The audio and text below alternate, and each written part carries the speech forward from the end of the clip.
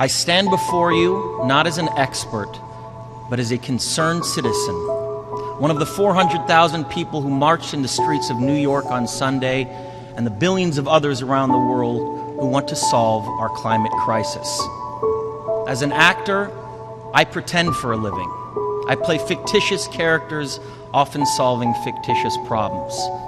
I believe that mankind has looked at climate change in that same way, as if it were a fiction, as if pretending that climate change wasn't real would somehow make it go away. But I think we all know better than that now. Every week we're seeing new and undeniable climate events, evidence that accelerated climate change is here right now. Droughts are intensifying, our oceans are acidifying, with methane plumes rising up from the ocean floor. We are seeing extreme weather events and the West Antarctic and Greenland ice sheets melting at unprecedented rates, decades ahead of scientific projections. None of this is rhetoric, and none of it is hysteria. It is fact. The scientific community knows it, industry knows it, governments know it, even the United States military knows it. The chief of the U.S. Navy's Pacific Command, Admiral Samuel Locklear, recently said that climate change is our single greatest security threat. My friends, this body, perhaps more than any other gathering in human history, now faces this difficult but achievable task. You can make history, or you will be vilified by it.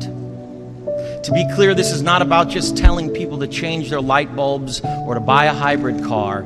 This disaster has grown beyond the choices that individuals make.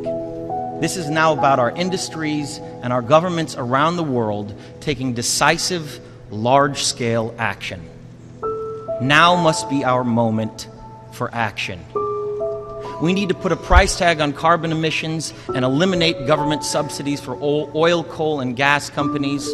We need to end the free ride that industrial polluters have been given in the name of a free market economy.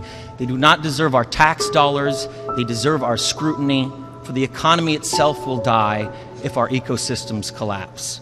The good news is that renewable energy is not only achievable, but good economic policy. This is not a partisan debate. It is a human one. Clean air and a livable climate are inalienable human rights. And solving this crisis is not a question of politics, it is a question of our own survival. This is the most urgent of times and the most urgent of messages. Honored delegates, leaders of the world, I pretend for a living, but you do not. The people made their voices heard on Sunday around the world, and the momentum will not stop. But now it is your turn. The time to answer humankind's greatest challenge is now. We beg of you to face it with courage and honesty. Thank you.